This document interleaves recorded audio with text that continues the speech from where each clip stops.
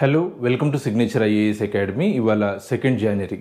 ఇవాల్టి Hindu news paper నుంచి civil services examination point of వ్యూలో ఇంపార్టెన్స్ ఉన్నటువంటి కరెంట్ అఫైర్స్ ఇప్పుడు మనం డిస్కస్ చేస్తాము. ఫస్ట్ టాపిక్ జిఎస్టీకి సంబంధించింది, జిఎస్టీ రెవెన్యూస్కి సంబంధించింది. ఇందులో ఈ ఆర్టికల్లో వచ్చినటువంటి న్యూమరికల్ డేటాని మనం గుర్తుంచుకోవాల్సినటువంటి అవసరం లేదు, కానీ మన దేశంలో జిఎస్టీ కలెక్షన్స్కి సంబంధించినటువంటి ట్రెండ్స్ ఏ విధంగా ఉన్నాయి అనే దానికి రిలేటెడ్గా మనకు కొంచెం అవగాహన ఉండాలి. 2022 డిసెంబర్ మంత్తో కంపేర్ చేసినప్పుడు 2023 డిసెంబర్లో దీన్ని ఇయర్ ఆన్ ఇయర్ బేసిస్ అంటాము. 2022 డిసెంబర్తో కంపేర్ చేసినప్పుడు 2023 డిసెంబర్లో అరౌండ్ 10% గ్రోత్ కనిపించింది జిఎస్టీ రెవెన్యూలో. దాన్నే నెంబర్స్లో చూసినప్పుడు 1,64,000 గ్రాస్ రెవెన్యూ. ఇందులో సిజిఎస్టీ ఉంటుంది, ఎస్జిఎస్టీ ఉంటుంది, ఐజిఎస్టీ ఉంటుంది. అంటే మొత్తంగా కేంద్ర రాష్ట్ర ప్రభుత్వాలకి జిఎస్టీ ద్వారా సమకూరినటువంటి ఆదాయం అన్నమాట ఇది. అయితే ఇక్కడ ఒక పాయింట్ ఏంటి అంటే 2023 నవంబర్ రెవెన్యూతో కంపేర్ చేసినప్పుడు, గ్రోత్ రేట్తో కంపేర్ చేసినప్పుడు 2023 డిసెంబర్ గ్రోత్ రేట్ స్లైట్లీ తక్కువగా ఉంది. 2023 నవంబర్లో అరౌండ్ 15% ఉంటే 2023 డిసెంబర్లో అది అరౌండ్ 10%గా ఉంది. ఈ న్యూమరికల్ డేటా ఏది గుర్తుంచుకోవాల్సినటువంటి అవసరం లేదు, జస్ట్ మనకు ఒక అవగాహన కోసం ఈ టాపిక్ని డిస్కస్ చేశాము. నెక్స్ట్ టాపిక్ ఎక్స్పోసాట్కి సంబంధించింది. ISRO XPoSat, x ray polarimeter satellite, దీన్నే ఎక్స్పోసాట్ అంటున్నాము. ఈ ఎక్స్పోసాట్ని లాంచ్ చేసింది. దీనికి ఉపయోగించినటువంటి లాంచింగ్ వెహికల్ PSLV C58. ఈ మిషన్ దేనికి సంబంధించింది అంటే, ఈ మిషన్ దీని ద్వారా సెలెస్టియల్ బాడీస్ నుంచి, సెలెస్టియల్ పార్టికల్స్ నుంచి వెలువడేటువంటి ఎక్స్రేస్ని స్టడీ చేయడానికి ఈ ఎక్స్పోసాట్ని ప్రయోగించింది ఇస్రో.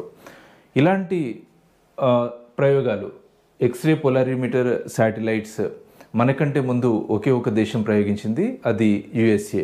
అంటే మనం రెండో దేశం అన్నమాట. దీని రిలేటెడ్గా ఒక ఎడిటోరియల్గా వచ్చింది ఇవాల్టి ఎడిటోరియల్ హిందూలో. ఇస్రో టెక్నాలజీ రిలేటెడ్ అంశాలతో పాటు రీసెంట్ టైమ్స్లో సైన్స్ రిలేటెడ్ మిషన్స్ని కూడా టేకప్ చేస్తుంది అనే దాని రిలేటెడ్గా వచ్చినటువంటి ఎడిటోరియల్ ఇది. రైట్, నెక్స్ట్ టాపిక్లోకి వెళ్తున్నాము. నెక్స్ట్ టాపిక్ ఇండివిజువల్ టెర్రరిస్ట్గా సత్విందర్ సింగ్ అనేటువంటి ఒక పర్సన్ని యూనియన్ గవర్నమెంట్ ఇండివిజువల్ టెర్రరిస్ట్గా డిక్లేర్ చేసింది.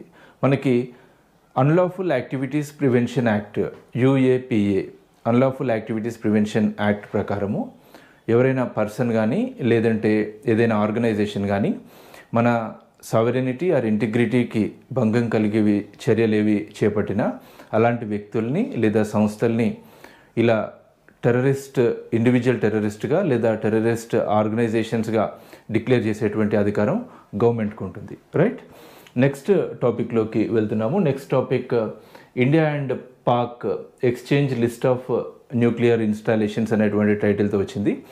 మనకి 1992 నుంచి దాదాపుగా ఎవ్రీ ఇయర్, అంటే ఒక 33 ఇయర్స్ నుంచి ఇండియా అండ్ పాక్ ఈ రెండు దేశాలకి సంబంధించినటువంటి న్యూక్లియర్ ఇన్స్టాలేషన్ రిలేటెడ్ ఇన్ఫర్మేషన్ని రెండు దేశాలు షేర్ చేస్తాయి, ఎక్స్చేంజ్ చేసుకుంటాయి.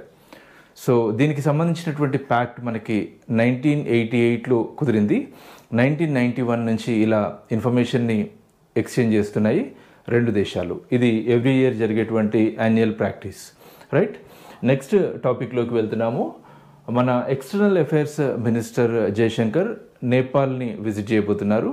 సో ఈ సందర్భంగా నేపాల్ నుంచి మనం పర్చేస్ చేసేటువంటి hydro electric power related issues, ఆ తర్వాత ఎయిర్ ట్రాన్స్పోర్టేషన్ రిలేటెడ్ ఇష్యూస్, దీంతోపాటు డిజిటల్ పేమెంట్ రిలేటెడ్ ఇష్యూస్, ఆ తర్వాత ఇండియా నేపాల్లో చేపట్టబోతున్నటువంటి ప్రాజెక్ట్స్ రిలేటెడ్ ఇష్యూస్, ఇవన్నీ చర్చకు రాబోతున్నాయి. ఒకసారి జయశంకర్ గారి టూర్ జరుగుతున్నప్పుడు కానీ కంప్లీట్ అయిన తర్వాత కానీ దీనికి సంబంధించి కాంప్రహెన్సివ్ డీటెయిల్స్ మనకు వస్తాయి. రైట్, నెక్స్ట్ టాపిక్, నెక్స్ట్ ఇది వైడనింగ్ వార్ అనేటువంటి టైటిల్తో ఎడిటోరియల్ ఇవాళ హిందూలో రాసినటువంటి ఎడిటోరియల్. ఇది వెరీ సింపుల్. రెడ్ సీలో హౌతీస్ అనేటువంటి మిలిటెంట్ గ్రూప్స్ అక్కడి నుంచి వెళ్ళేటువంటి నౌకలపైన దాడులు చేస్తూ ఉన్నారు, కార్గో షిప్స్ పైన. దీనికి సంబంధించి మనము రెడ్ సీ అటాక్స్ టైటిల్తో ఒక స్పెషల్ వీడియో చేశాము. వీలైతే ఒకసారి ఆ వీడియో చూడండి. ఈ టాపిక్ రిలేటెడ్ కాంప్రహెన్సివ్గా ఒక అవగాహన వస్తుంది. అయితే ఇందులో ఎడిటోరియల్లో మెన్షన్ చేస్తుంది ఏంటి అంటే, రెడ్ సీలో అటాక్స్ జరుగుతున్నాయి కదా, ఈ అటాక్స్ హౌతీస్ చేస్తున్నారు. హౌతీస్ ఎందుకు చేస్తున్నారు అంటే పాలస్తీన్కి సపోర్ట్గా చేస్తున్నారు. ఇజ్రాయెల్ పాలస్తీన్ పైన దాడులు జరుపుతుంది కదా, సో పాలస్తీన్కి సపోర్ట్గా హౌతీస్ ఇక్కడ ఈ నౌకల పైన ఇలాంటి దాడులు జరుపుతూ ఉన్నారు. అయితే వీళ్ళని కంట్రోల్ చేయడానికి యుఎస్ఏ ఇక్కడ సెక్యూరిటీని టైటన్ చేసింది. అండ్ కొన్నిసార్లు హౌతీస్కి సంబంధించినటువంటి వెజల్స్ పైన కూడా అటాక్ చేస్తుంది. దీంట్లో మెన్షన్ చేస్తుంది ఏంటంటే, అమెరికా రూట్ కాజ్ పైన ఫోకస్ చేయాల్సి ఉంటుంది. వీళ్ళు ఇలా దాడులు చేయడానికి కారణం ఏంటి? అసలు Israel and Gaza related issue కారణంగా వీళ్ళు ఇక్కడ దాడులు చేస్తున్నారు. అలాంటప్పుడు ఇజ్రాయెల్ అంశం పైన యుఎస్ఏ సైలెంట్గా ఉండడం కంటే అక్కడ ఇనిషియేటివ్ తీసుకోవడం వల్ల ఫ్రూట్ఫుల్ రిజల్ట్ ఉంటుంది అనే ఉద్దేశంలో రాసినటువంటి ఎడిటోరియల్ ఇది ఇవాల్టి Hindu news paper explanation. Next day మళ్ళీ కలుద్దాం. Thank you.